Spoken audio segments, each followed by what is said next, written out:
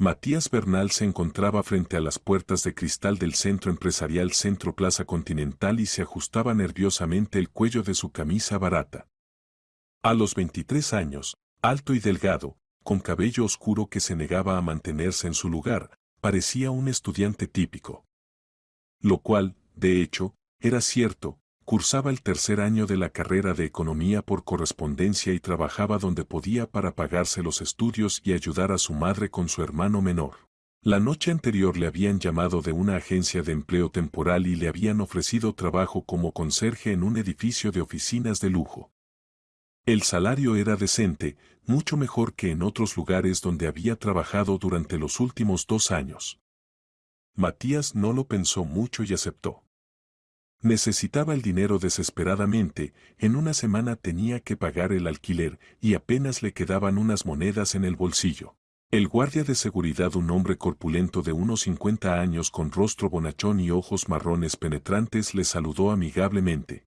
¿Eres el nuevo conserje?, preguntó, levantándose de detrás del mostrador. Me llamo Sergio Aguirre, ¿y tú? Matías, respondió el joven, entregándole los documentos. Matías Bernal. Perfecto. El guardia examinó atentamente el pasaporte y los certificados. Bueno, Matías, vas a trabajar en la quinta planta, allí está la oficina de la empresa Oriente Construcción. Es una empresa seria, se dedica a grandes proyectos por todo el país. El director es Alejandro Herrero, un hombre estricto pero justo.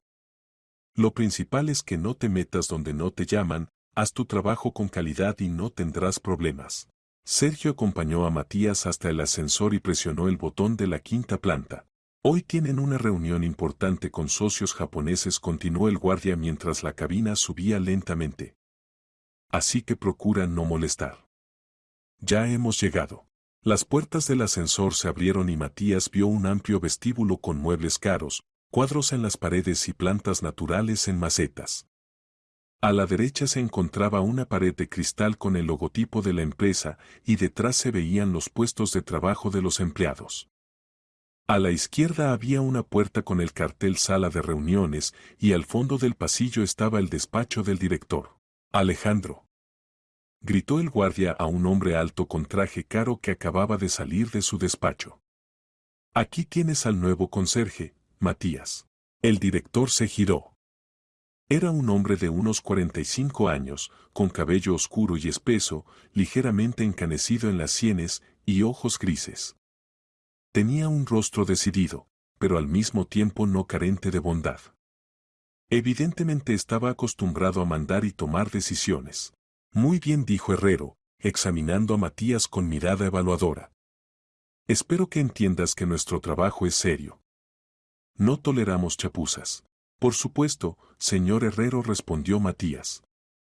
Me esforzaré al máximo. Excelente.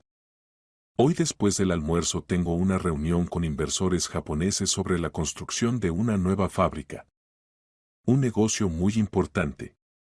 Después de que termine, necesitarás poner en orden la sala de reuniones, dejarla impecable.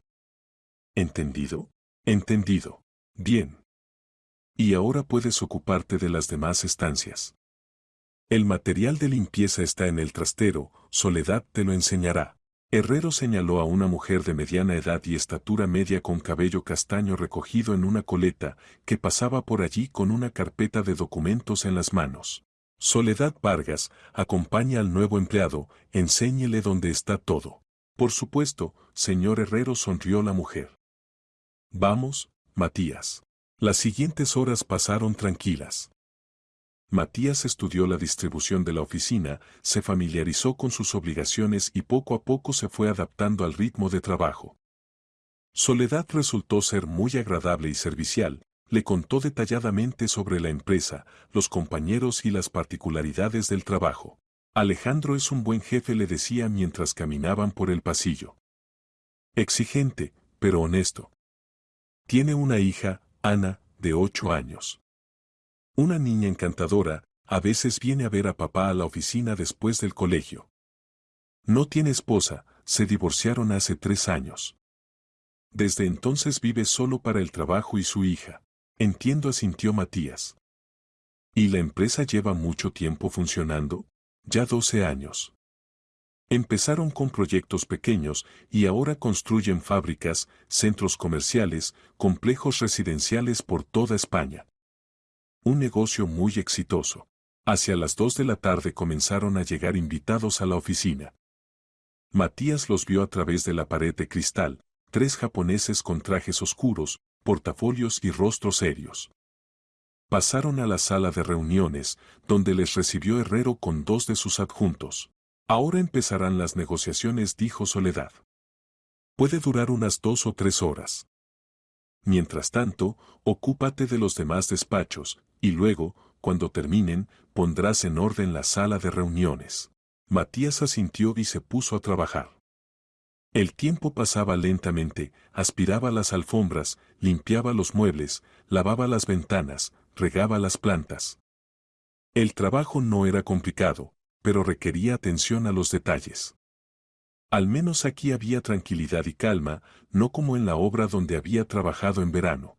Hacia las 5 de la tarde se abrió la puerta de la sala de reuniones y salieron los participantes de la reunión.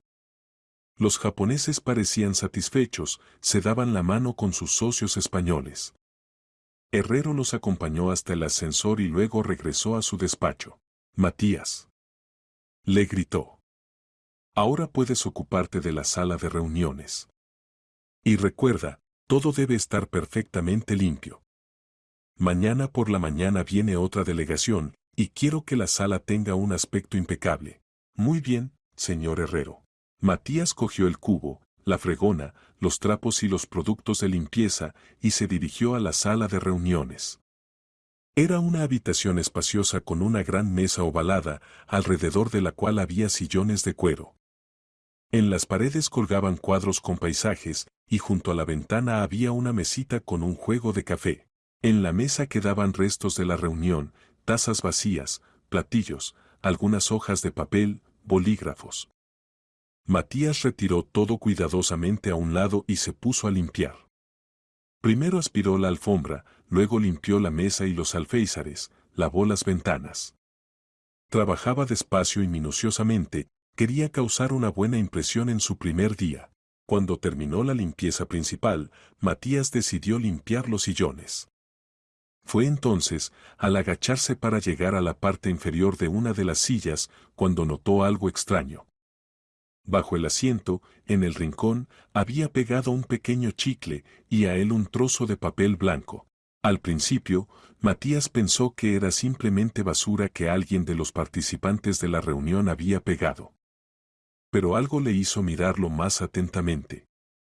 Despegó cuidadosamente el papel y lo desdobló. Lo que vio le dejó paralizado. En el papel, con letra irregular, estaba escrito, ayuda. Cada hora cuenta, mi hija está en peligro. Matías releyó la nota varias veces, sin dar crédito a sus ojos. ¿Qué significaba esto? ¿Quién podía haberla dejado? ¿Y por qué precisamente aquí, bajo una silla en la sala de reuniones? Examinó atentamente la letra. Las letras eran irregulares, como si la persona hubiera escrito con prisa o en estado de estrés. Pero algo en esos garabatos le resultó familiar. De repente lo entendió. Por la mañana, cuando Herrero le daba instrucciones, el director había anotado algo en una hoja de papel, el número de teléfono de un contratista, explicaciones. Matías recordaba bien su manera de escribir, los característicos adornos en algunas letras, la inclinación especial de las líneas. Esta letra pertenecía definitivamente a Alejandro Herrero. ¿Pero cómo era posible? El jefe había despedido tranquilamente a los invitados japoneses, luego se había ido a su despacho. Matías había visto cómo hablaba por teléfono y trabajaba con documentos. Todo parecía absolutamente normal. ¿Y la hija? Soledad le había contado sobre Ana, de 8 años. ¿Acaso le había pasado algo a la niña? Matías sintió cómo se aceleraba su pulso. La situación parecía increíble, pero la nota era real y la letra pertenecía al director. Eso significaba que Herrero de alguna manera pedía ayuda, pero al mismo tiempo no podía hacerlo abiertamente. El joven dobló la nota y se la metió en el bolsillo. Necesitaba entender lo que estaba pasando, pero debía actuar con cuidado.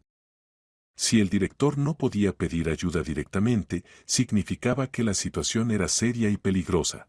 Matías terminó de limpiar la sala de reuniones y salió al pasillo. En la oficina se estaba haciendo más silencio, la mayoría de los empleados ya se habían ido a casa. Solo había luz en el despacho de Herrero, de donde se oía una voz amortiguada. El director hablaba por teléfono con alguien. Sí, lo entiendo, se oían frases sueltas. No, los documentos aún no están listos. Necesito tiempo.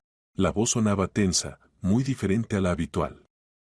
Matías sintió que sus sospechas tenían fundamento. Decidió quedarse en la oficina bajo el pretexto de terminar la limpieza y observar el comportamiento del director. Tal vez lograría entender qué estaba pasando y encontrar una manera de ayudar. Matías no tenía prisa por irse de la oficina. Se buscó una ocupación, decidió limpiar una vez más los cristales del vestíbulo y ordenar el trastero. En realidad, escuchaba atentamente lo que pasaba en el despacho del director. Herrero continuaba hablando por teléfono, y su voz sonaba cada vez más preocupada. Matías no podía distinguir las palabras, pero la entonación claramente delataba una fuerte agitación y a veces incluso miedo. Hacia las 7 de la tarde cesaron las conversaciones y se oyeron pasos desde el despacho. Matías rápidamente fingió estar ocupado con la limpieza cuando se abrió la puerta y apareció Herrero.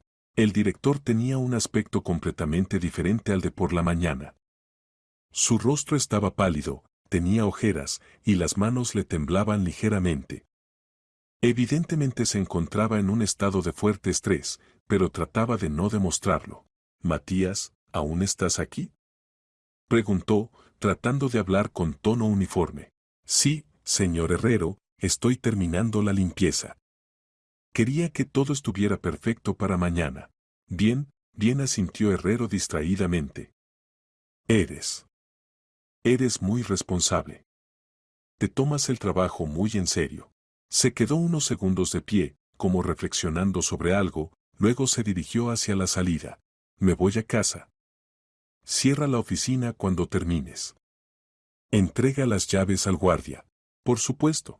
Herrero ya había llegado al ascensor, pero de repente se dio la vuelta. «Matías.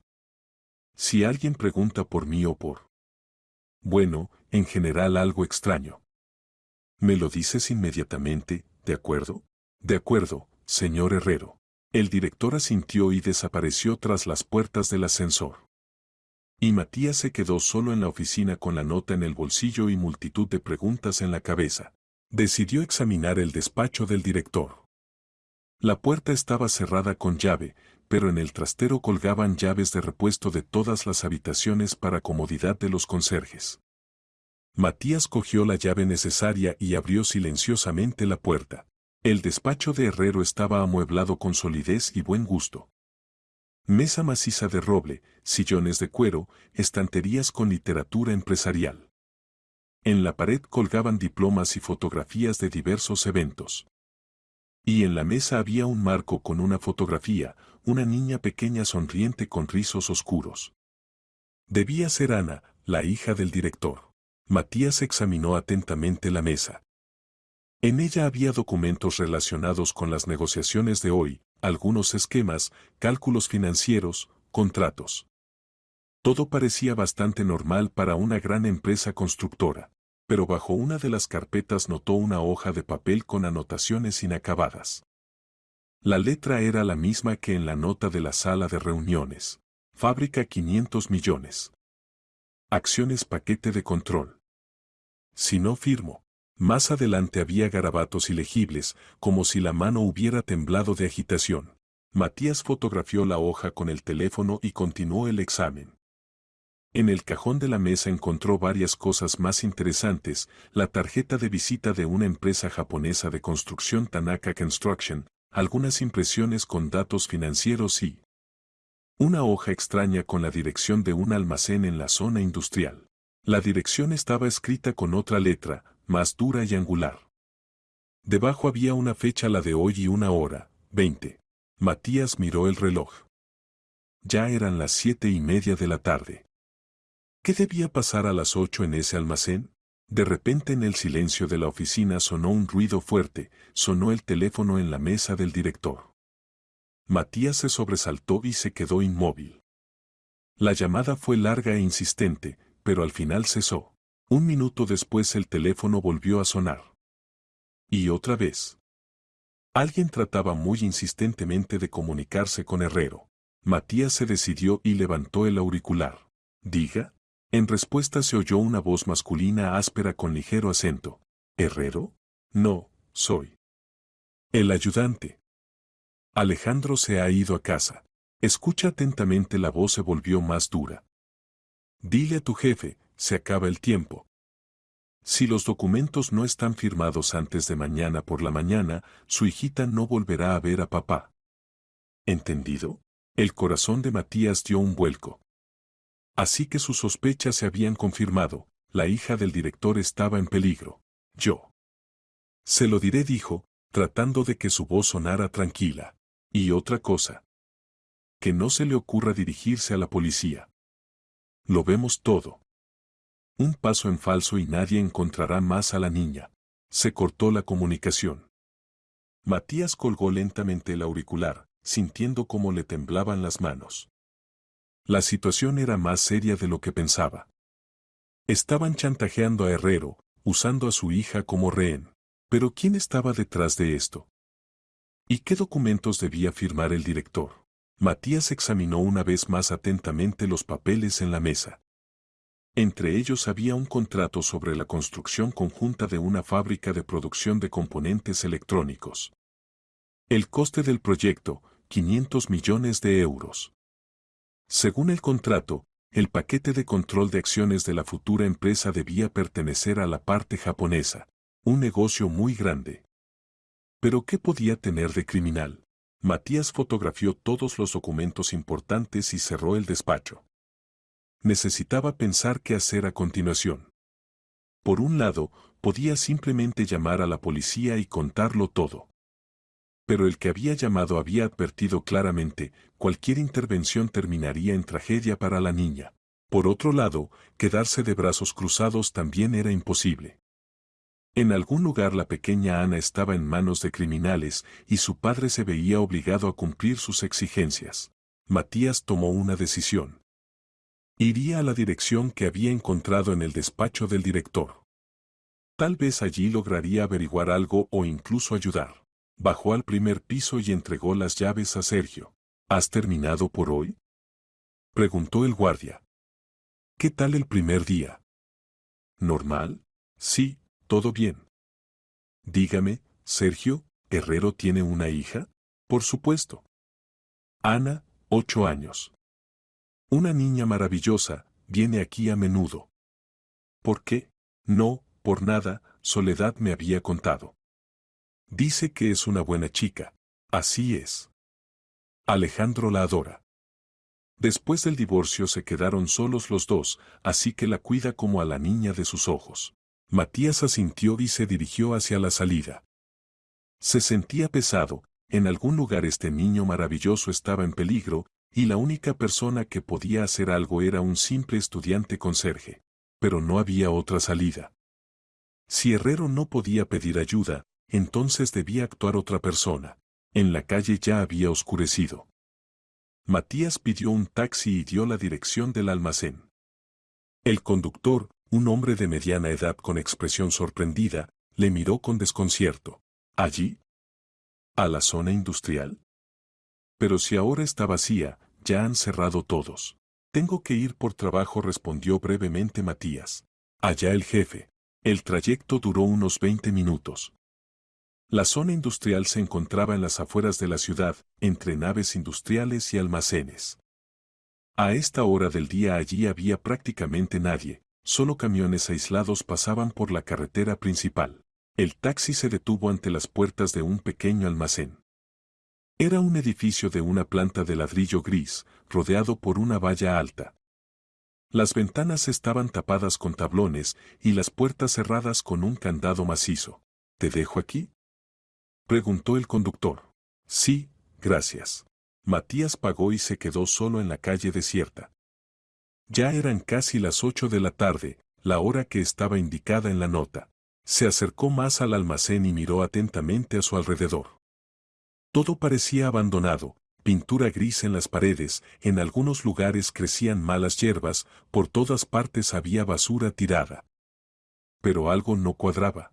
Mirando más atentamente, Matías notó que en el suelo delante de las puertas se veían huellas frescas de neumáticos de automóvil.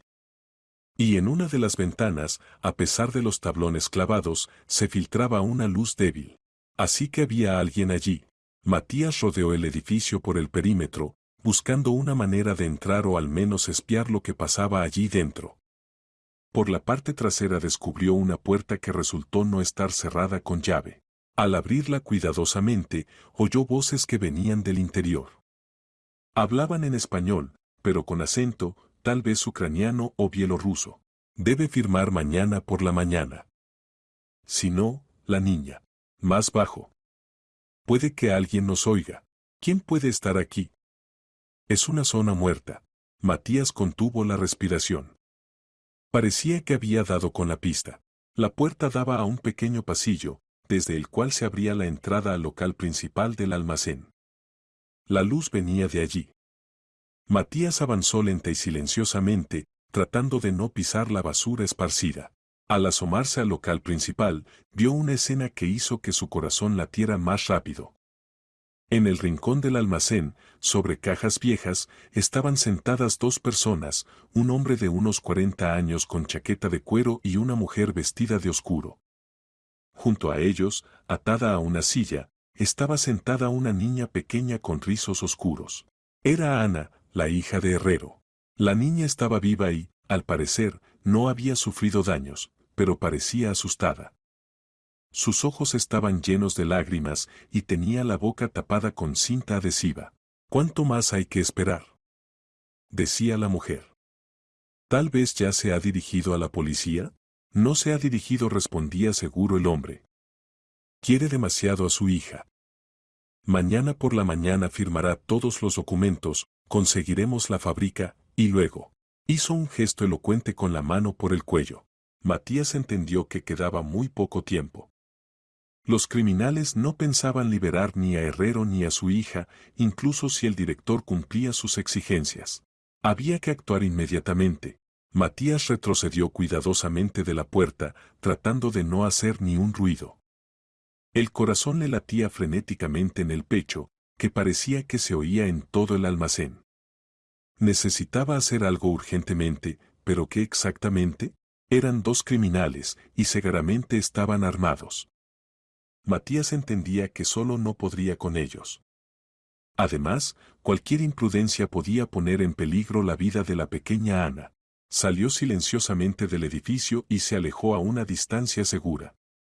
El primer impulso fue llamar a la policía, pero las palabras del desconocido por teléfono le frenaban. Un paso en falso y nadie encontrará más a la niña. ¿Y si los criminales conseguían huir con la rehén? Matías sacó el teléfono y marcó el número de Herrero. Contestaron al primer tono. Sí. La voz del director sonaba tensa. Señor Herrero, soy Matías, su conserje. Matías. ¿Qué ha pasado? ¿Por qué llamas tan tarde? Se lo de Ana. En el auricular se hizo el silencio. Luego Herrero dijo con voz cambiada. ¿De qué hablas? De la nota que dejó en la sala de reuniones. De que tienen a su hija como rehén.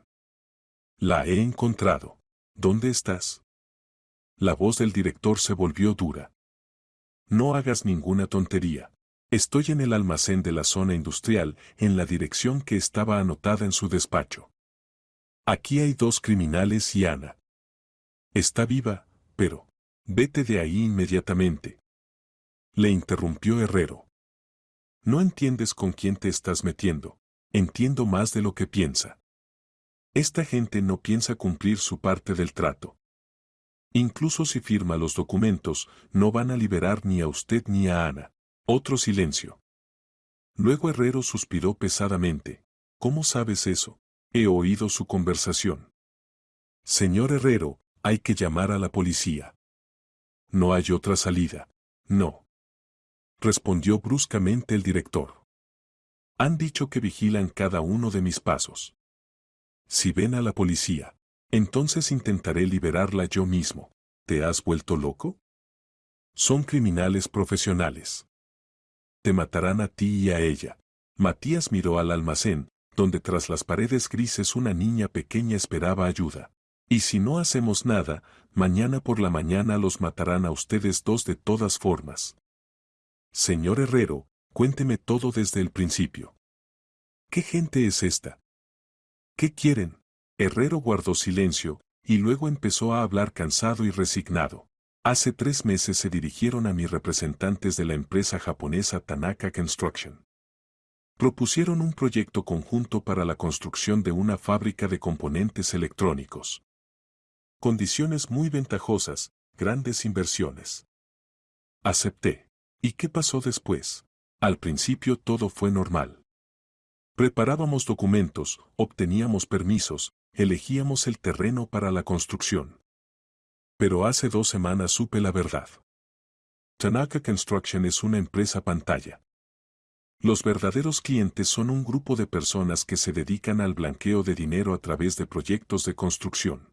¿Quiso salirse del trato? Por supuesto. No pensaba convertirme en cómplice de un crimen. Pero entonces mostraron su verdadera cara. Primero amenazas, luego. Esta mañana secuestraron a Ana camino al colegio. Matías sintió cómo la ira se alzaba en su pecho.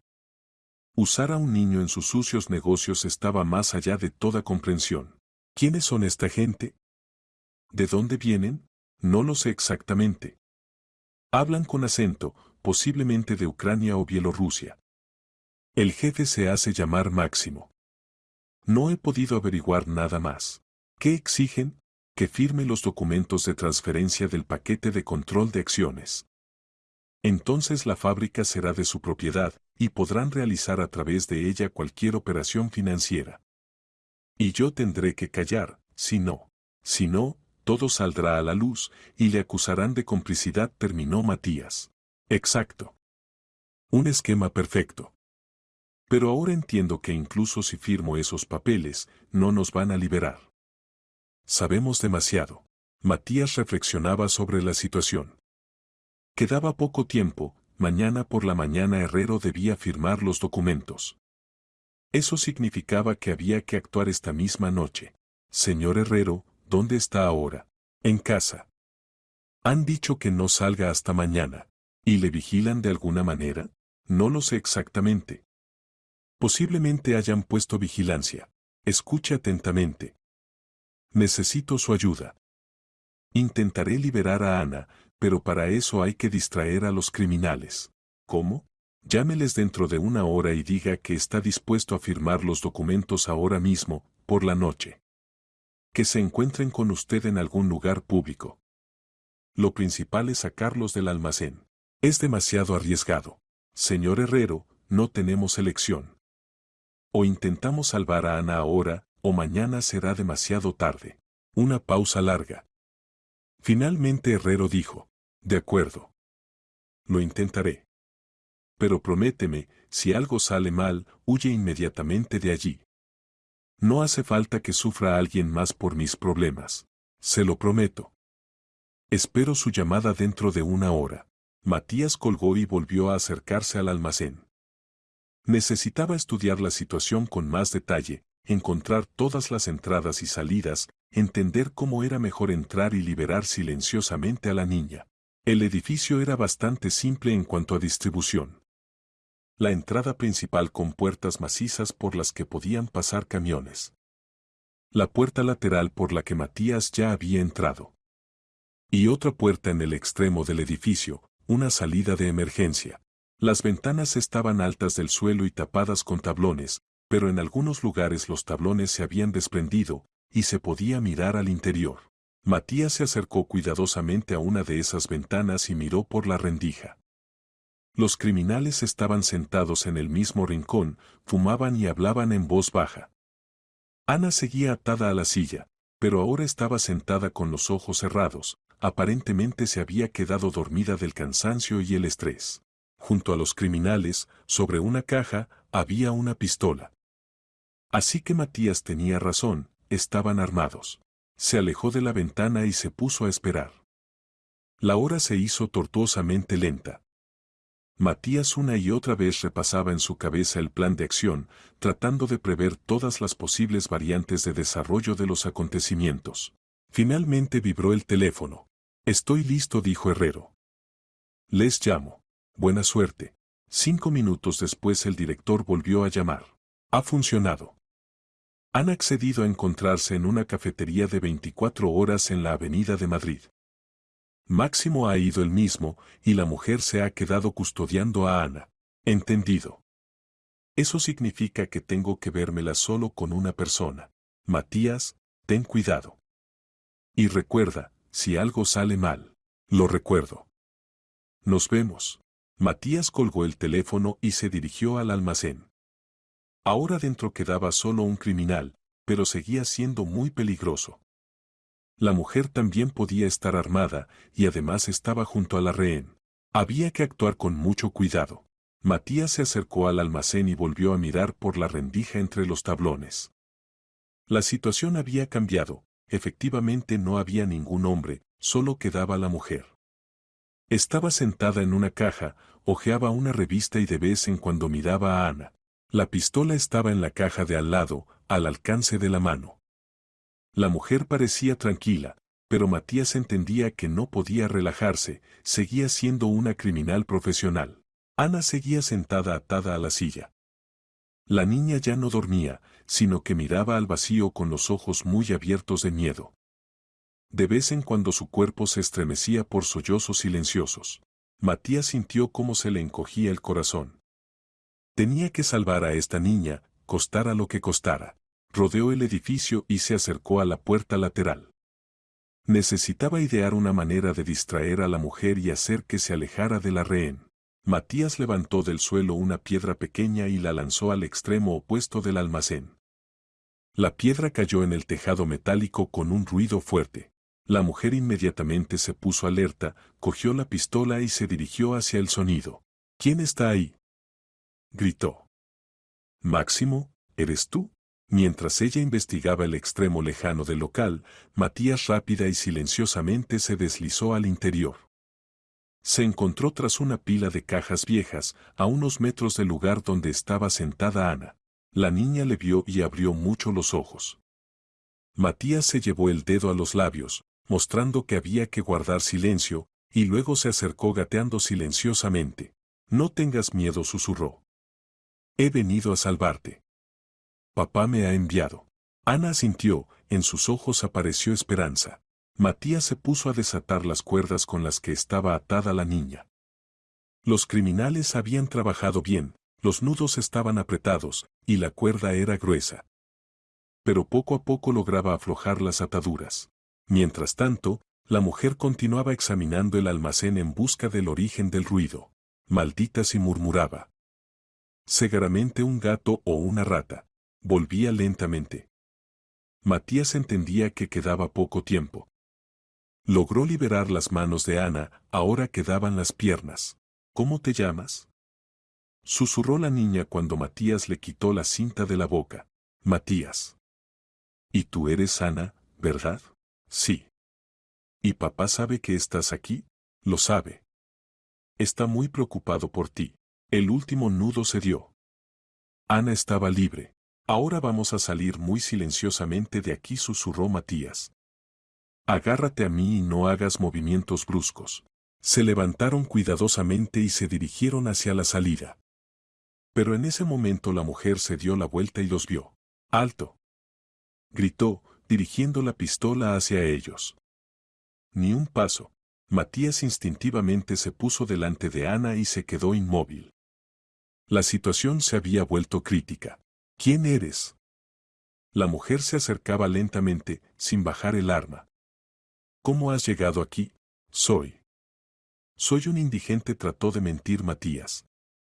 Buscaba un sitio para pasar la noche. Mientes. La mujer ya estaba muy cerca. Nadie podía haber encontrado este almacén por casualidad. ¿Quién te ha enviado? Matías pensaba febrilmente qué hacer. La mujer les tenía en el punto de mira y hasta la salida quedaban aún unos 10 metros. Si intentaba correr con Ana, la criminal tendría tiempo de disparar. Responde, o ahora mismo le pego un tiro a la niña. Amenazó la mujer. No. Gritó Matías. Se lo explico todo. Pero en ese momento desde fuera se oyó el ruido de un coche que se acercaba. Se cerró una puerta y al almacén irrumpió un hombre, ese mismo Máximo al que Herrero debía haber distraído. Elena, ¿qué pasa aquí? Gritó al ver la escena. Este chico ha intentado robar a la niña. Respondió la mujer. Máximo era un hombre corpulento de unos 40 años, con rostro tosco y ojos fríos. En las manos también tenía una pistola. Así que papaíto ha decidido jugar a héroe, dijo, acercándose a Matías. Ha enviado a alguien a salvar a su hijita. Solo que su plan no vale nada. ¿Qué vamos a hacer? Preguntó Elena. Primero averiguaremos quién es este chico y qué sabe. Y luego. Máximo hizo un gesto elocuente. Matías entendía que la situación se estaba volviendo desesperada. Ahora contra él había 2 criminales armados y Ana había vuelto a estar en peligro. Pero de repente desde fuera se oyó un nuevo sonido, el rugido de motores de automóviles. Muchos automóviles. ¿Qué diablos? Máximo se asomó a la ventana y palideció bruscamente. Elena, es la policía. Nos han rodeado. ¿Cómo? ¿De dónde se han enterado? Matías tampoco entendía lo que pasaba. ¿Acaso Herrero había llamado a la policía después de todo? Pero entonces, tras las paredes del almacén se oyeron voces fuertes. ¡Atención! El edificio está rodeado. Salgan con las manos en alto. Máximo y Elena corrían por el almacén como fieras acorraladas. Hay que irse por la salida trasera. Dijo Máximo. ¿Y la niña? La llevamos con nosotros. Servirá como rehén. Cogió a Ana de la mano, pero la niña se soltó y corrió hacia Matías. No. Gritó. Pequeña desgraciada. Máximo levantó la mano para golpear a la niña. Matías no pudo soportarlo. Olvidándose del peligro, se lanzó sobre el criminal. El golpe fue inesperado. Máximo no esperaba resistencia de un chico aparentemente inofensivo. Cayeron al suelo, y la pistola salió volando. Elena trató de apuntar a Matías, pero este rodaba por el suelo con Máximo, y disparar sin arriesgarse a dar a su cómplice era imposible. Ana, corre hacia la salida. Gritó Matías, continuando luchando con el criminal. La niña corrió hacia la puerta, pero Elena se lanzó tras ella. Sin embargo, en ese momento la puerta se abrió de par en par y al almacén irrumpieron personas uniformadas. Policía. Todos al suelo. Elena en pánico disparó al techo, y luego levantó las manos. Me rindo, dijo cansada. Máximo, entendiendo la inutilidad de la resistencia, también cesó la lucha. Ana. Al almacén corrió Herrero y se lanzó hacia su hija. Papá. La niña se echó en brazos de su padre, y se abrazaron fuertemente. Matías se levantó del suelo, sacudiéndose y respirando pesadamente. Todo había terminado bien, pero aún no entendía de dónde había salido la policía. Se le acercó un oficial con uniforme de mayor. ¿Es usted Matías Bernal? Sí. Mayor Castillo. Buen trabajo, joven. Si no hubiera sido por su llamada. ¿Mi llamada? Pero si yo no he llamado a nadie, ¿cómo que no? Se sorprendió el mayor. Hace media hora llegó una llamada a la comisaría. Un hombre se presentó como Matías Bernal e informó de la dirección del almacén donde tenían a una rehén. Matías miró a Herrero, y éste asintió comprensivamente. Fui yo quien llamó, dijo el director. Me hice pasar por usted. Entendía que me arriesgaba, pero cuando Máximo se fue a la cita conmigo y yo no aparecí, decidí que podían sospechar algo y acabar con ustedes dos. Hizo lo correcto, dijo el mayor. Y ahora necesitamos sus declaraciones. Los 3 esposaron a los criminales y los llevaron hacia los coches. Máximo al pasar se giró hacia Matías con odio. ¿Crees que todo ha terminado? Gritó. Tenemos más gente. Te encontraremos. Mejor cállate, le riñó bruscamente el escolta. Matías sintió como un desagradable escalofrío le recorría la espalda. ¿Acaso el peligro aún no había pasado? A la mañana siguiente Matías estaba sentado en el despacho del mayor Castillo en la comisaría de policía dando declaraciones detalladas sobre lo ocurrido. Herrero con Ana ya habían estado allí antes y ahora el investigador necesitaba fijar todos los detalles de la historia. Así que decía el mayor, escribiendo en el protocolo afirma que encontró la nota por casualidad durante la limpieza. Sí, estaba pegada con chicle bajo una silla en la sala de reuniones. ¿Y inmediatamente entendió que era la letra del director? No inmediatamente. Al principio me resultó familiar, y luego recordé cómo Alejandro había anotado algo por la mañana. El mayor asintió y continuó escribiendo. Era un investigador experimentado de unos 50 años, con rostro decidido y modales tranquilos. Matías se sentía bastante cómodo con él. ¿Y por qué no se dirigió a la policía inmediatamente? Temía hacer daño a la niña. En la nota decía que cada hora contaba. Entiendo. ¿Y decidió actuar por su cuenta? No del todo. Me puse en contacto con Herrero y actuamos juntos. El mayor dejó el bolígrafo y miró a Matías atentamente. Sabe, joven, actuó de manera muy arriesgada.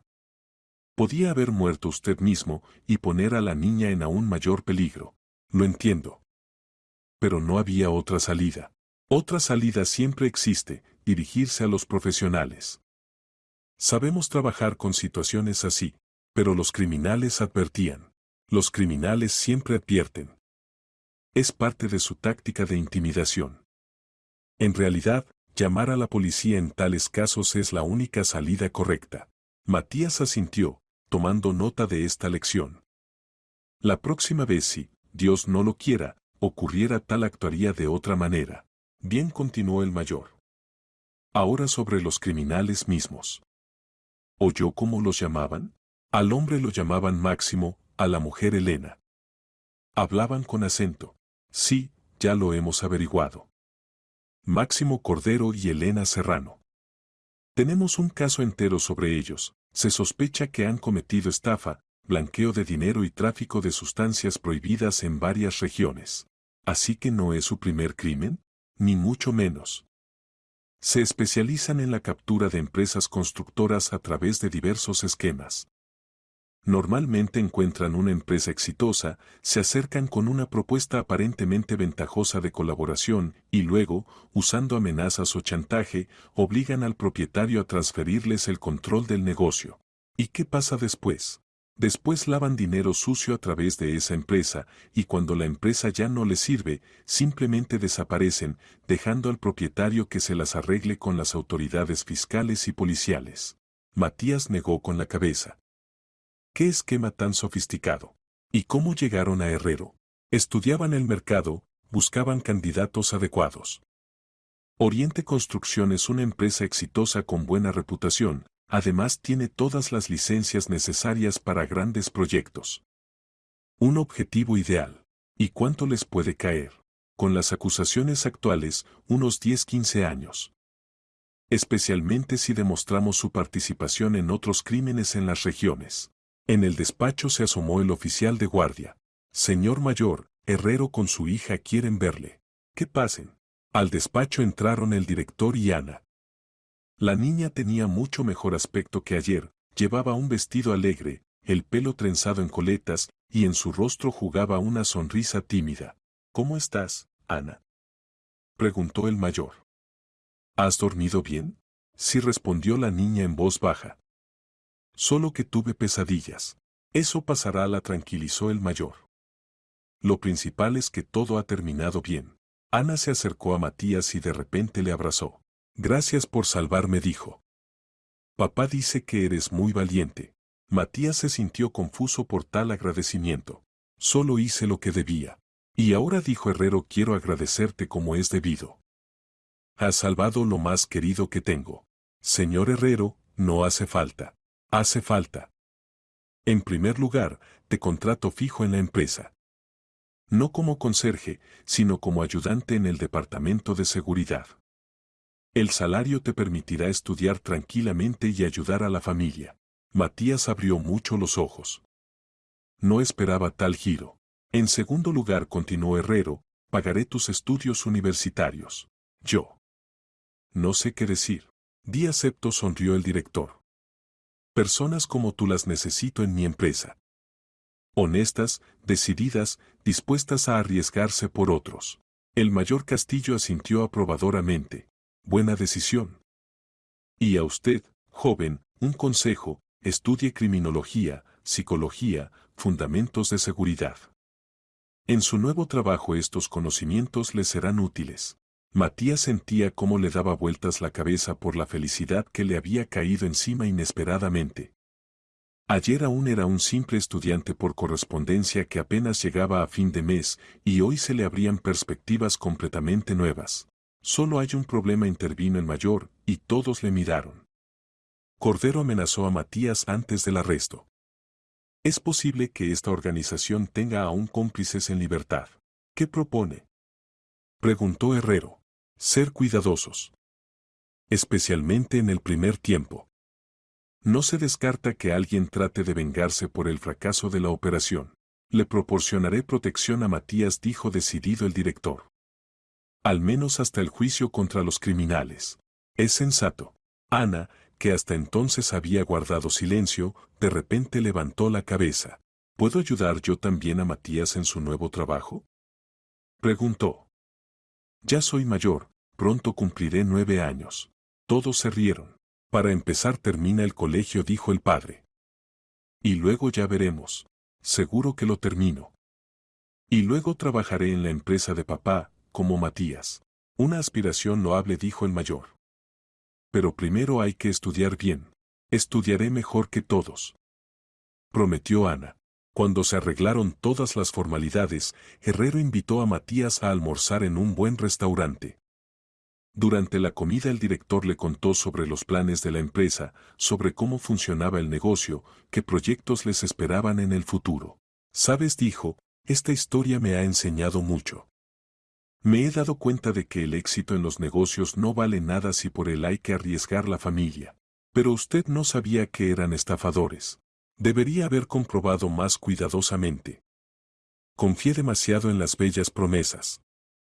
La próxima vez seré más cuidadoso. ¿Y qué pasa ahora con la fábrica? ¿Se cierra el proyecto? No, ¿por qué? Encontraré inversores honestos. La idea es buena, solo se necesitan socios fiables. Ana, que estaba sentada al lado dibujando en una servilleta, de repente levantó la cabeza. Papá, ¿Matías vendrá a casa a menudo ahora? Por supuesto, hija. Ahora trabaja en nuestra empresa. Estupendo. Se alegró la niña. Entonces le enseñaré a dibujar. Me salvó, así que es bueno. Y la gente buena debe saber dibujar. Matías sonrió. Después de todas las vivencias, esta lógica infantil sonaba especialmente conmovedora. Aprenderé, prometió Matías. Por la tarde se despidieron en el restaurante. Herrero llevó a Ana a casa, y Matías se dirigió a la residencia para contarles a su madre y hermano los increíbles cambios en su vida. Pero no se dio cuenta de que le seguía un coche gris con cristales tintados. Pasó una semana. Matías ya se había acostumbrado al nuevo puesto de trabajo en el Departamento de Seguridad de Oriente Construcción. Su jefe directo era Víctor Granados, un especialista experimentado, ex empleado del Ministerio del Interior, que pacientemente enseñaba al joven colega los fundamentos de la profesión. La regla principal del servicio de seguridad, decía Víctor, mostrando a Matías el sistema de videovigilancia, es no entrar en pánico y pensar siempre 2 pasos por delante. Los criminales normalmente actúan impulsivamente y nosotros debemos ser calculadores. Entiendo, asentía Matías, estudiando atentamente los monitores. ¿Y con qué frecuencia hay que enfrentarse a amenazas reales? ¿En el negocio de la construcción? Bastante a menudo. La competencia es dura, el dinero grande. Alguien trata de sobornar a empleados, alguien de robar documentación de proyectos, y algunos llegan hasta las amenazas directas. ¿Cómo en este caso? Exacto. Por cierto, ¿cómo van las cosas con la protección? ¿No ha aparecido nadie sospechoso cerca de ti? Matías negó con la cabeza. Durante la semana pasada todo había estado tranquilo. Iba al trabajo, aprendía el nuevo oficio, por las tardes se preparaba para los exámenes. El guardaespaldas que había asignado Herrero le seguía inadvertidamente, pero no había habido ningún incidente. Tal vez se hayan retirado, supuso Matías. Puede ser. Pero relajarse es pronto. El juicio aún no se ha celebrado, y esa gente guarda rencor durante mucho tiempo. En el despacho entró la secretaria Soledad. Víctor, el investigador del caso Cordero, quiere verle. Dice que es urgente. Que pase. Un minuto después entró en el despacho el mayor Castillo. Parecía preocupado. Buenos días. Tenemos un problema. Cordero y Serrano se han fugado de prisión. Matías sintió cómo se le helaba la sangre. ¿Cómo ha ocurrido?, preguntó Víctor. Los llevaban al juzgado para la vista preliminar. Por el camino el convoy cayó en una emboscada, 4 hombres armados en 2 coches. Liberaron a los detenidos y desaparecieron. ¿Hay heridos? Un escolta herido, pero vivo. Los demás, afortunadamente, no han sufrido daños. Entiendo, Víctor frunció el ceño. Así que sí tienen cómplices. Exacto. Y ahora están en libertad y seguramente sedientos de venganza.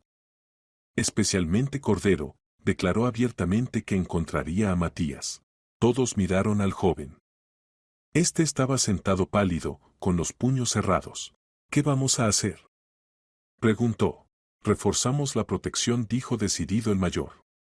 Y es mejor que por ahora no viva en casa. ¿Hay algún lugar seguro?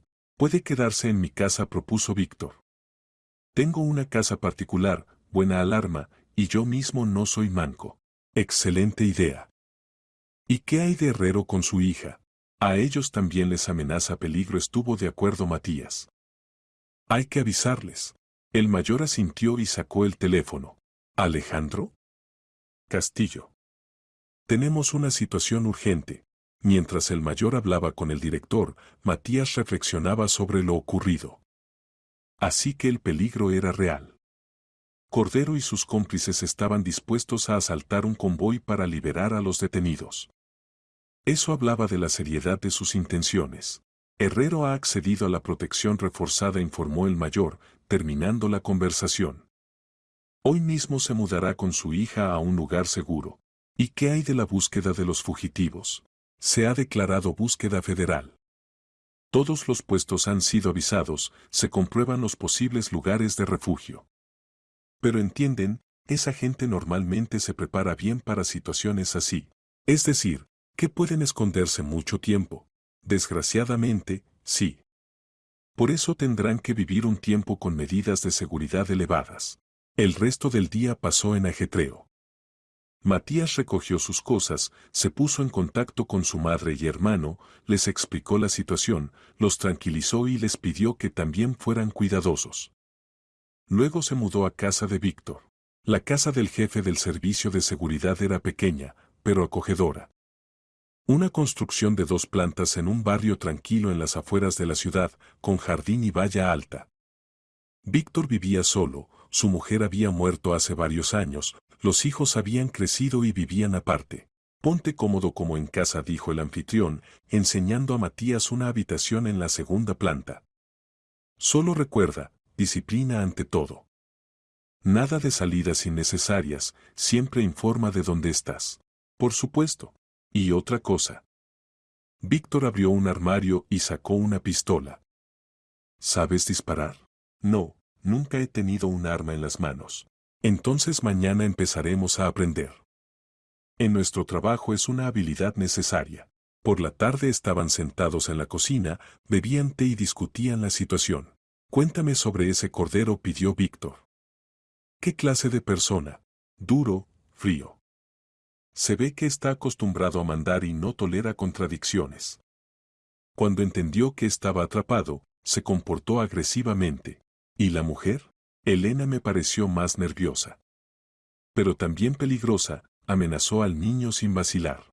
Entiendo. Criminales profesionales, acostumbrados a la crueldad. Con esos no se puede bromear. Víctor, ¿y qué piensa? ¿Intentarán realmente vengarse? El jefe reflexionó dando vueltas a la taza en las manos. Sabes, Matías, en mi práctica me he encontrado con diferentes criminales. Unos, al ser atrapados, se resignan y cumplen condena. Otros están obsesionados con la venganza y están dispuestos a arriesgar todo por ella. Por la descripción, Cordero pertenece a la segunda categoría. Es decir, que el peligro es real. Bastante. Pero estamos preparados para él. Lo principal es no relajarse y cumplir todas las medidas de precaución. Por la noche Matías no pudo dormirse durante mucho tiempo. Tras la ventana soplaba el viento y cada sonido le parecía sospechoso. Pensaba en cómo había cambiado rápidamente su vida. Hace una semana aún era un estudiante ordinario y ahora se escondía de criminales y aprendía a disparar con pistola.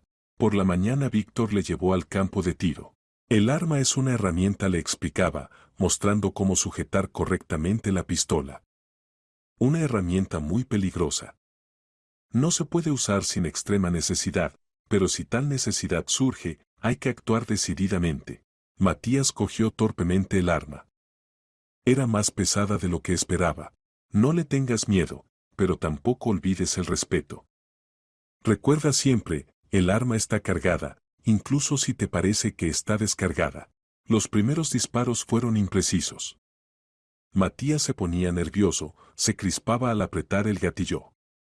Pero poco a poco, bajo la dirección del instructor experimentado, empezó a dominar los fundamentos del tiro.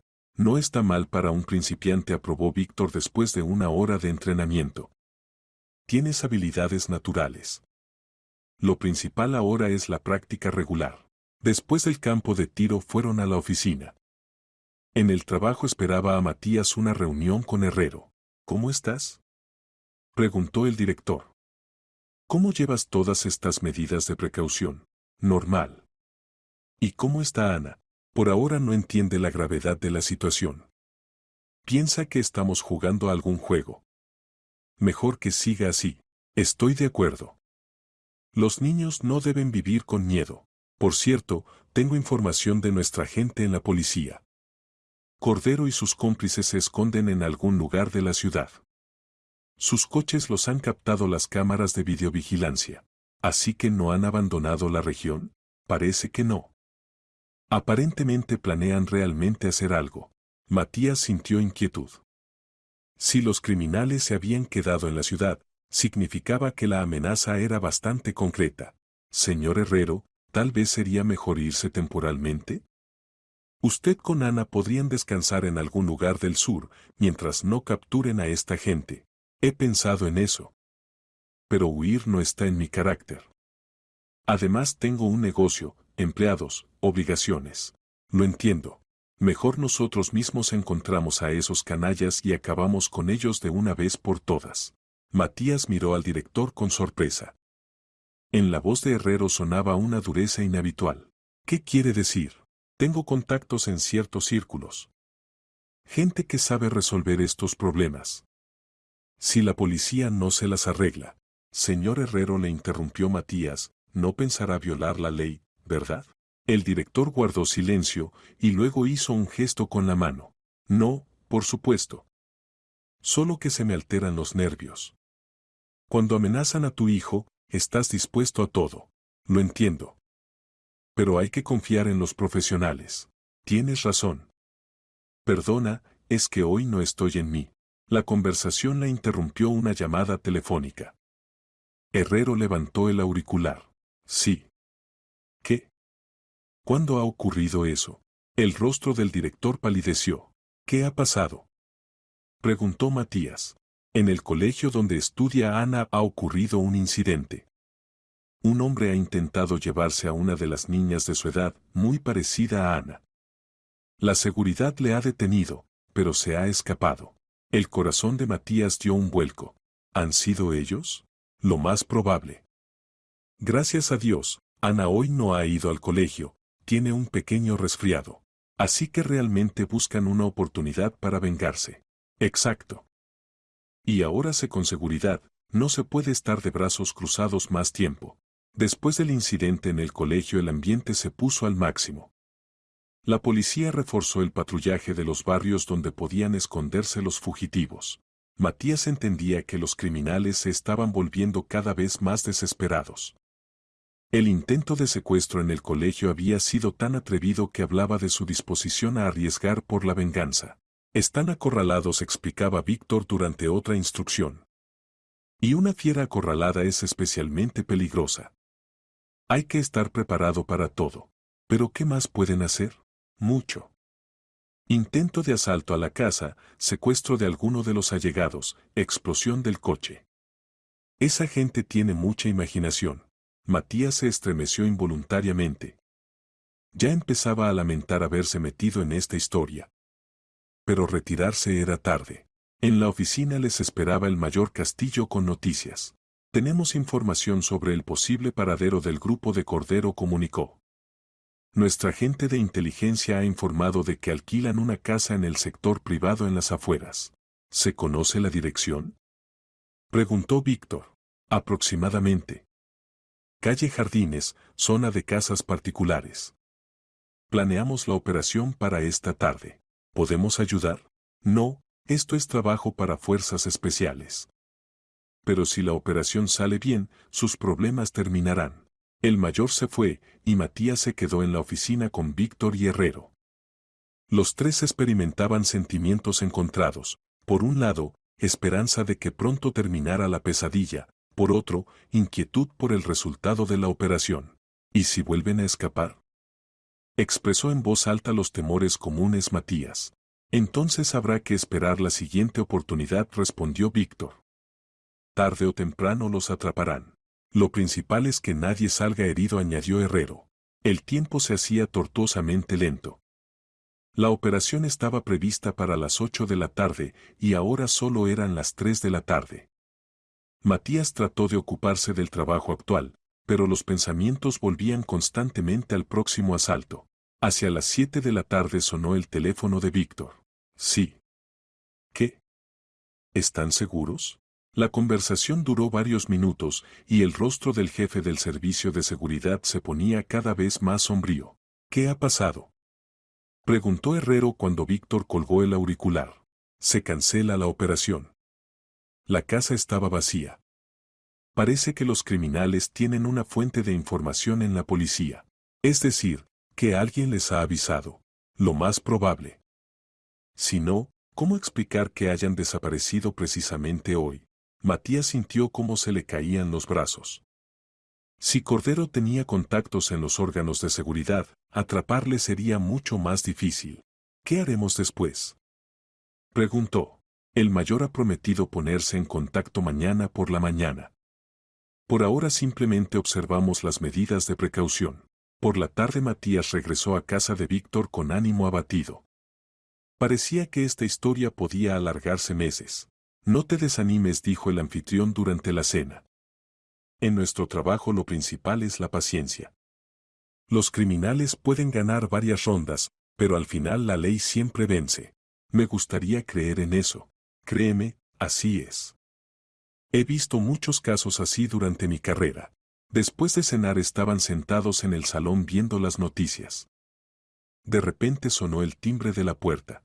Víctor se puso alerta. ¿Quién puede venir a estas horas?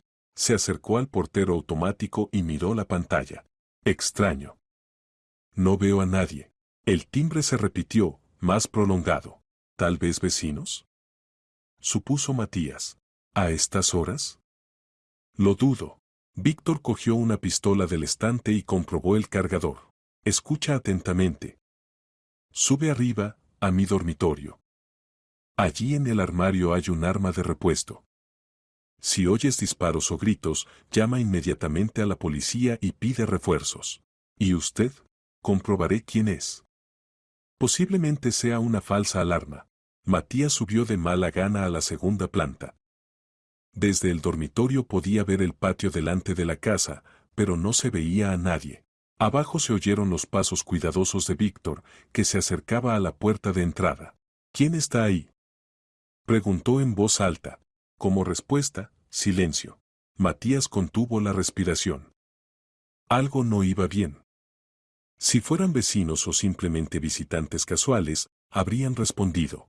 De repente en el patio se encendió una luz brillante, alguien había encendido un potente foco. Víctor se apartó de la puerta y se asomó a la ventana. «Matías», gritó. «Llama inmediatamente a la policía. Nos han rodeado». En ese momento sonó un estruendo ensordecedor, alguien disparaba a las ventanas de la primera planta con arma automática. Los cristales se desplomaron y las balas se clavaban en las paredes. Matías sacó el teléfono. «¿Policía? Soy Matías Bernal. Nos atacan. Dirección, calle Forestal, 15. Recibido». Los equipos salen. Los disparos cesaron y en la calle se oyeron voces. Los de la casa», gritaba la voz conocida de Cordero. «Salgan de uno en uno, con las manos en alto. Váyanse al infierno», respondió Víctor desde algún lugar de abajo. «Entonces entraremos nosotros.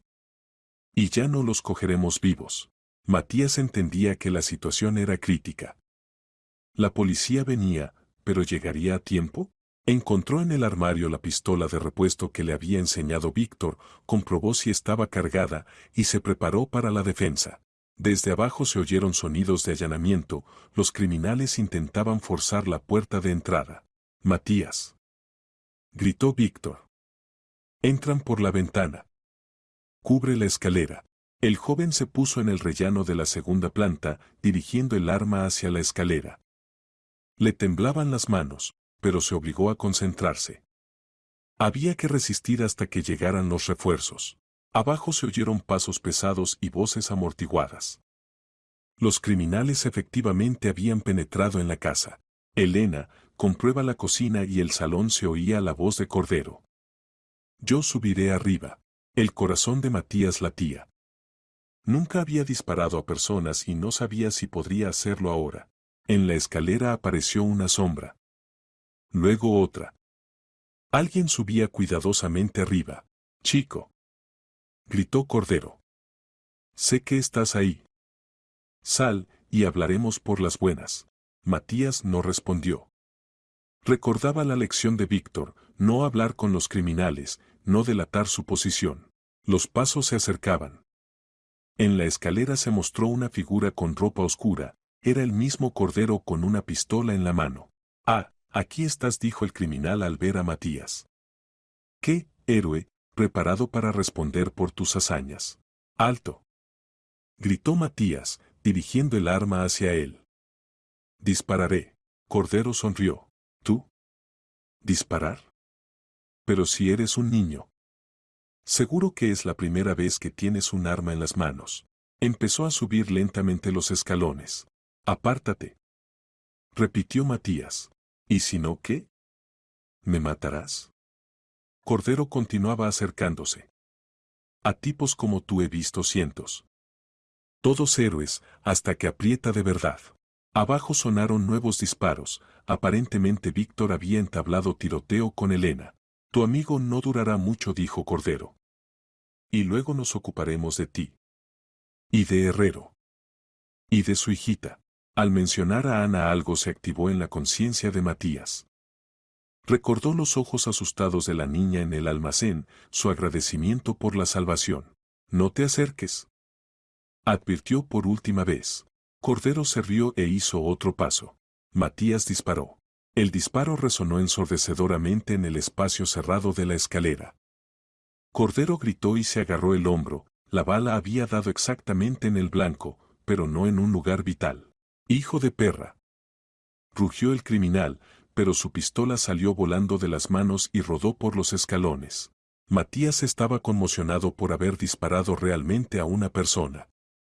Le temblaban las manos, y en los oídos le zumbaba por el estruendo del disparo. Pero se obligó a concentrarse, el peligro aún no había pasado. Cordero, presionándose el hombro herido, trató de bajar a por el arma. Pero Matías fue más rápido, bajó corriendo la escalera y recogió la pistola del criminal. «Elena», gritó Cordero. «Este niño me ha disparado». Desde el salón se oyeron sonidos de lucha. Víctor gritaba algo, luego sonó un disparo amortiguado. «Víctor», gritó Matías. No hubo respuesta. El corazón del joven se encogió de miedo. ¿Acaso le había pasado algo a su mentor? Cordero, aprovechando la confusión de Matías, trató de atacarle con las manos desnudas. A pesar de la herida, el criminal era fuerte y experimentado en combate cuerpo a cuerpo. Cayeron al suelo, y las pistolas salieron volando. Cordero intentaba agarrar a Matías por el cuello, pero el chico logró esquivarlo y dar un golpe con la rodilla en el plexo solar del contrario. «Canalla», exhaló Cordero, doblándose de dolor. Matías aprovechó el momento y se lanzó al salón. Lo que vio allí le hizo palidecer. Víctor yacía en el suelo inconsciente, y junto a él estaba Elena con una pistola humeante en la mano. Al ver a Matías, dirigió el arma hacia él. «Alto donde estás», ordenó. «O tu amigo recibirá otra bala». «¿Está vivo?», preguntó Matías, sin quitar los ojos de Víctor. «Por ahora sí. Pero eso puede cambiar en cualquier segundo».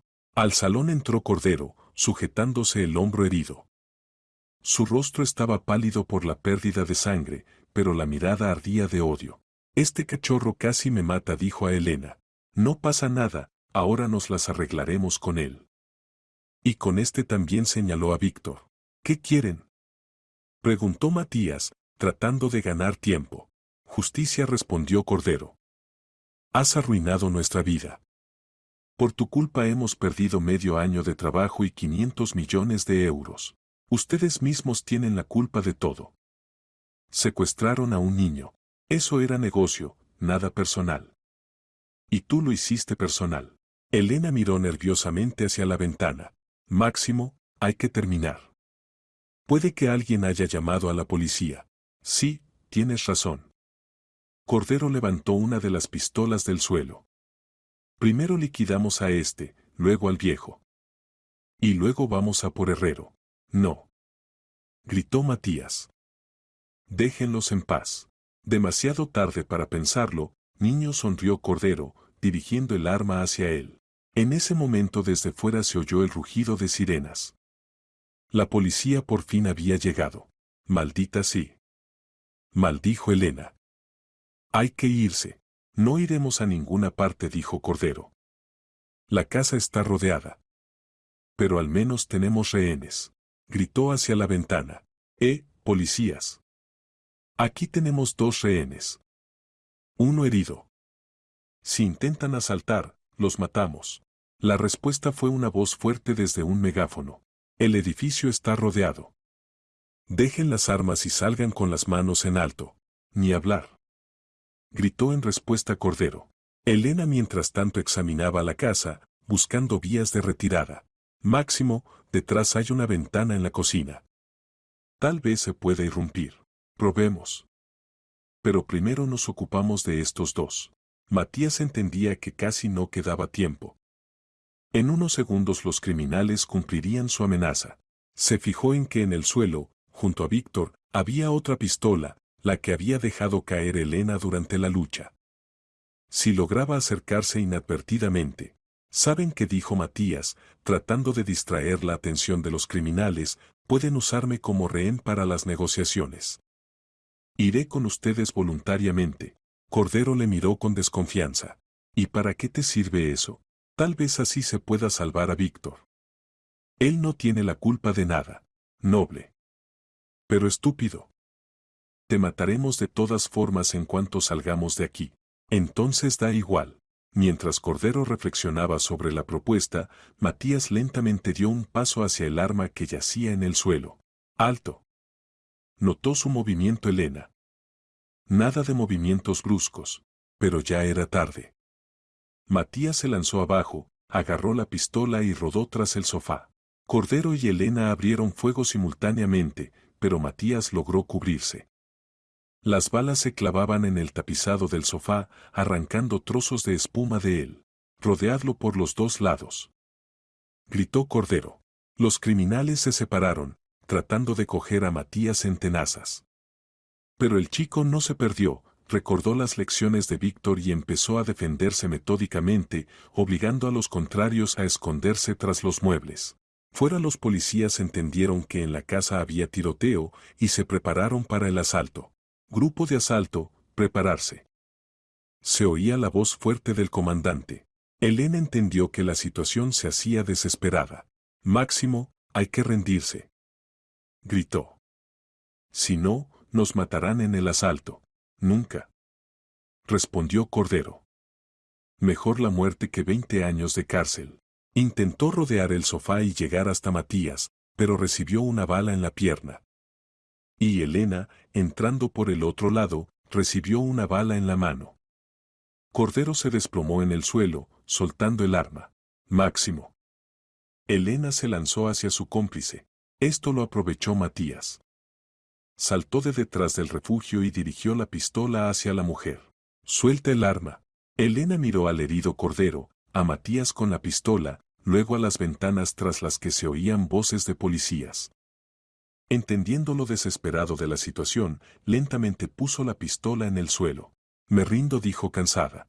En ese momento la puerta de entrada fue derribada y a la casa irrumpieron empleados de fuerzas especiales. Policía. Todos al suelo. Elena en pánico disparó al techo y luego levantó las manos. Ana. A la casa corrió Herrero y se lanzó hacia su hija. Papá. La niña se echó en brazos de su padre y se abrazaron fuertemente. Matías se levantó del suelo, sacudiéndose y respirando pesadamente. Todo había terminado bien, pero aún no entendía de dónde había salido la policía. Se le acercó un oficial con uniforme de mayor. ¿Es usted Matías Bernal? Sí. Mayor Castillo. Buen trabajo, joven. Si no hubiera sido por su llamada. ¿Mi llamada? Pero si yo no he llamado a nadie, ¿cómo que no? Se sorprendió el mayor. Hace media hora llegó una llamada a la comisaría. Un hombre se presentó como Matías Bernal e informó de la dirección del almacén donde tenían a una rehén. Matías miró a Herrero, y éste asintió comprensivamente. Fui yo quien llamó, dijo el director. Me hice pasar por usted.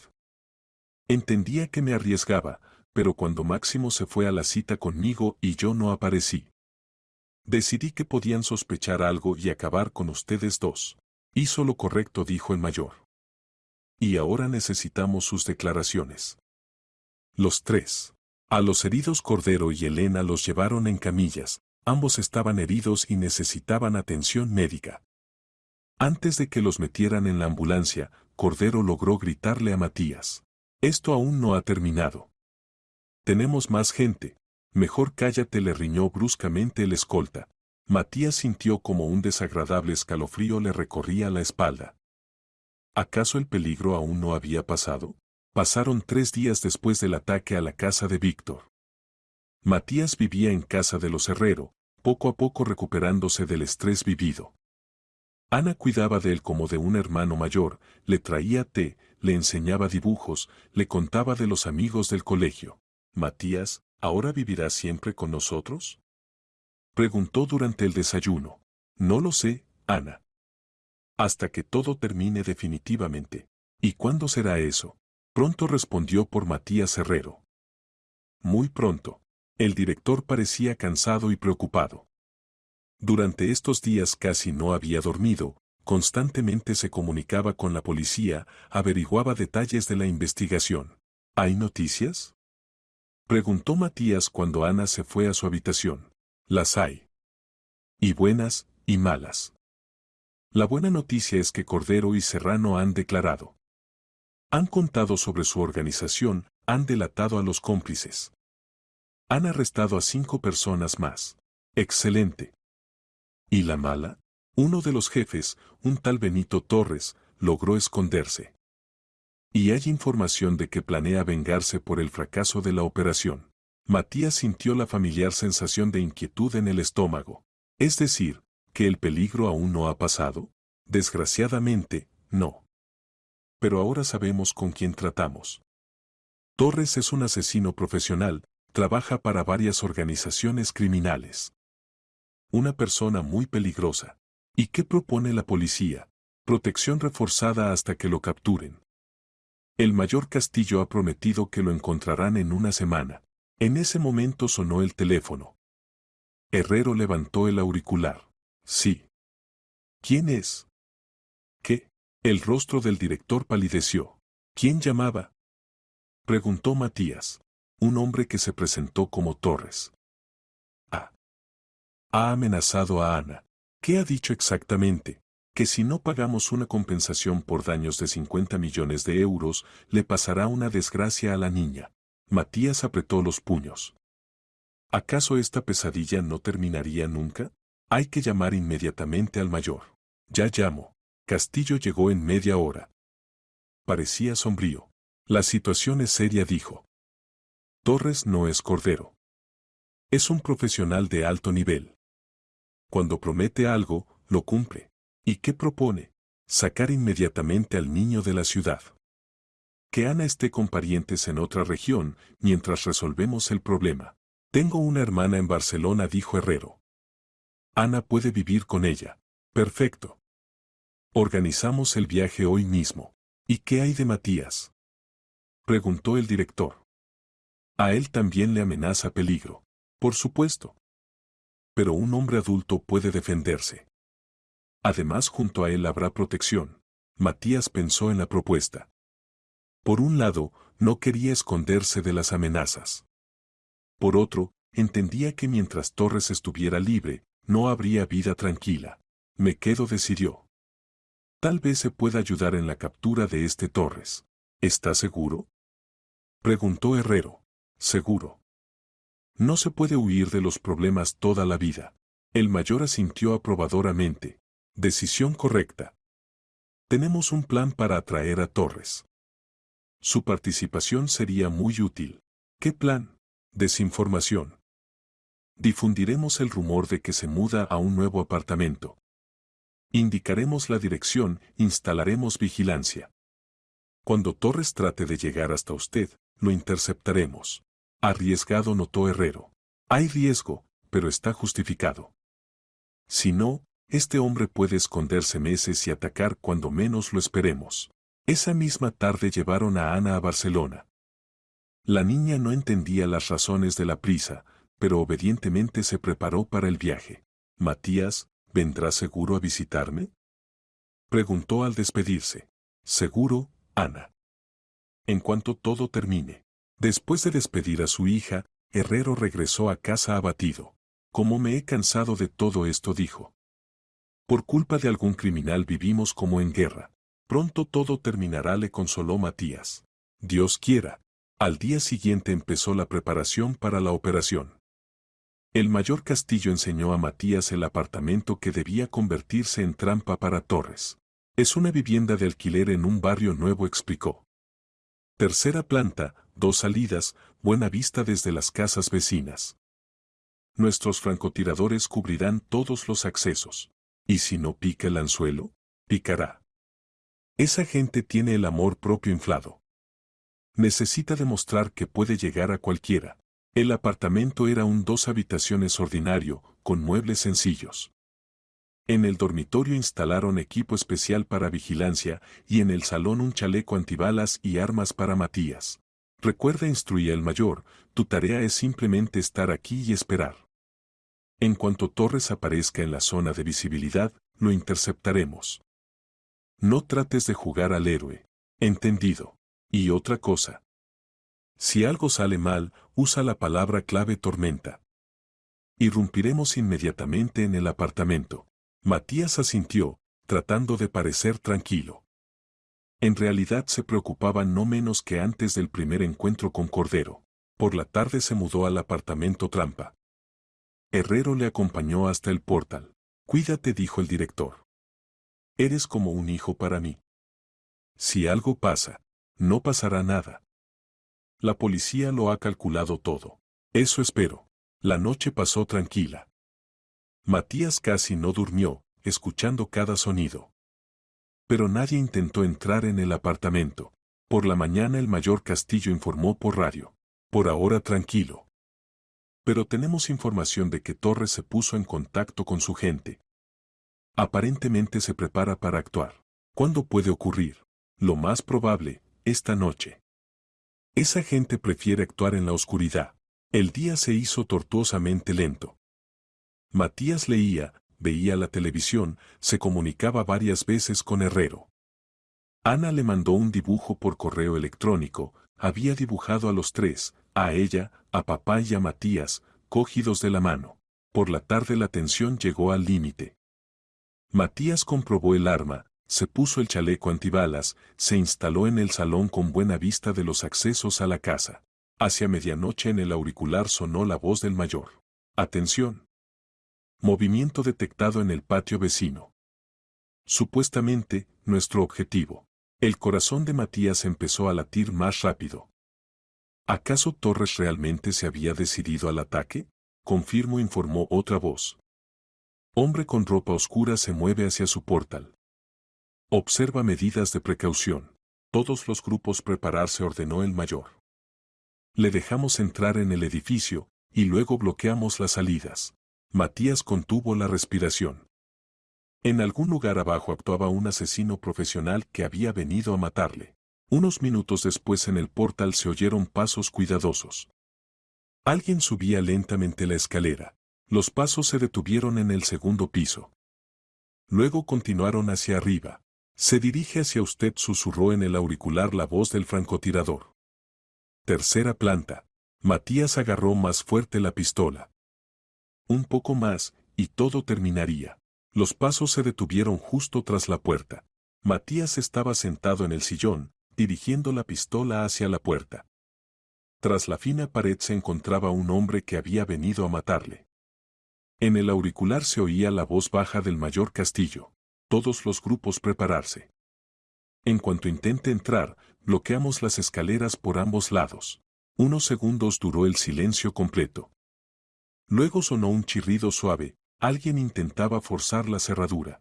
Matías recordó las instrucciones de Víctor. Lo principal es no entrar en pánico y pensar 2 pasos por delante. Se obligó a respirar uniformemente y concentrarse. La cerradura cedió. La puerta se abrió lentamente, y por la rendija se asomó el cañón de una pistola automática. Sé que estás aquí, se oyó una voz grave. Sal, y hablaremos como hombres. Matías no respondió. Recordaba la lección, no delatar su posición. Bien, continuó Torres. Entonces te encontraré yo mismo. La puerta se abrió de par en par, y al apartamento entró un hombre de unos 45 años. Era una persona alta, nervuda, con corte de pelo militar y ojos grises fríos. Se movía como un militar profesional, con cuidado, pero seguro. En las manos tenía una pistola con silenciador.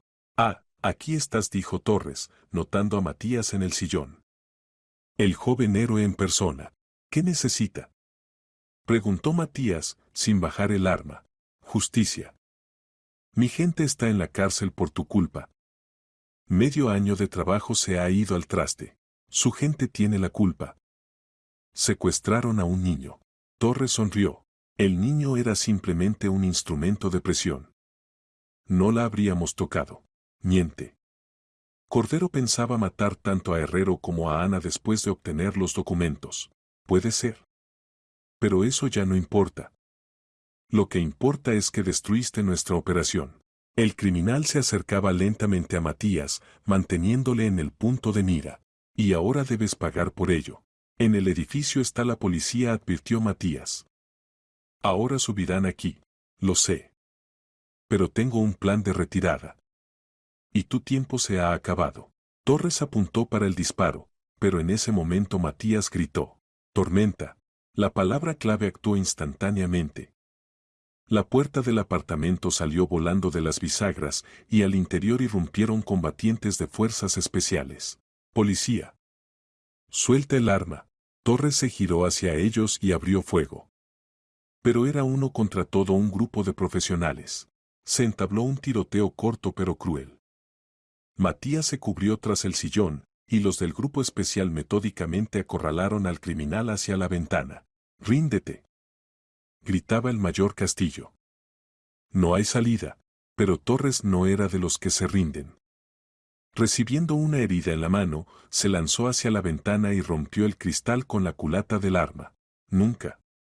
Gritó y disparó hacia los policías. La ráfaga de respuesta fue precisa y mortal. Torres se desplomó en el suelo, soltando el arma.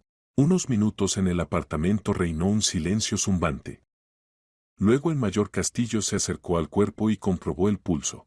Todo ha terminado, dijo. Torres está muerto.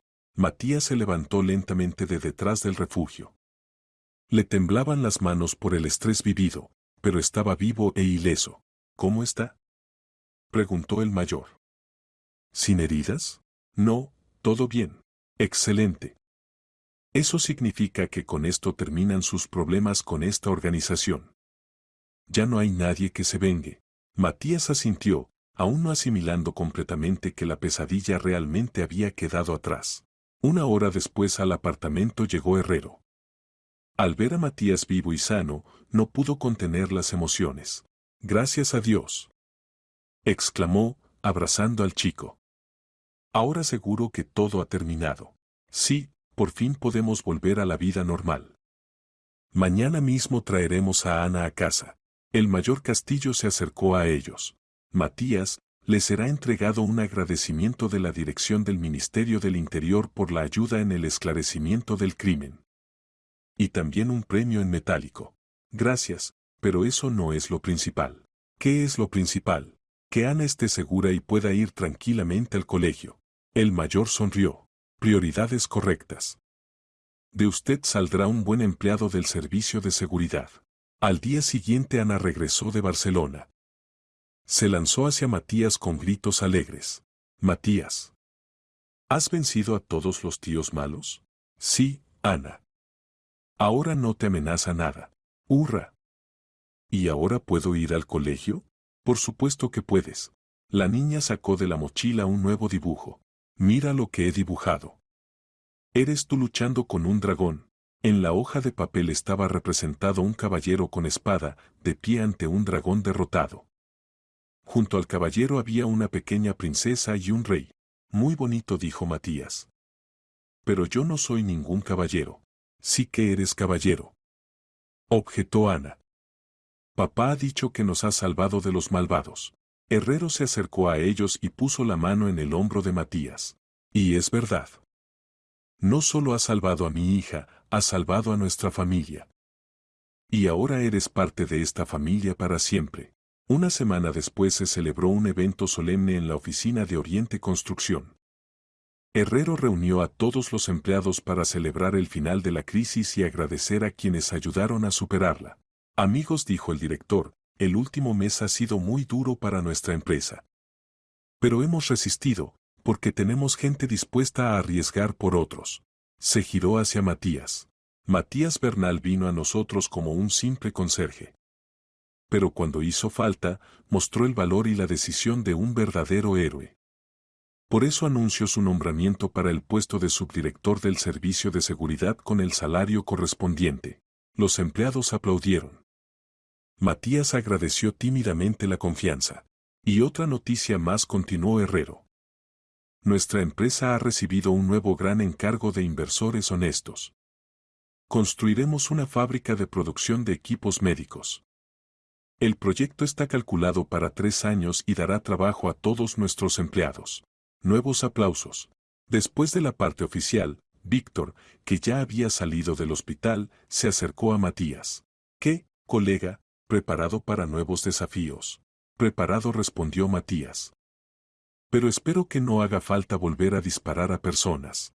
En nuestro trabajo todo puede pasar. Lo principal es recordar por qué lo hacemos. ¿Por qué? Para que la gente honesta pueda trabajar tranquila y criar a los hijos. Para que niñas como Ana no tengan miedo de ir al colegio. Matías asintió.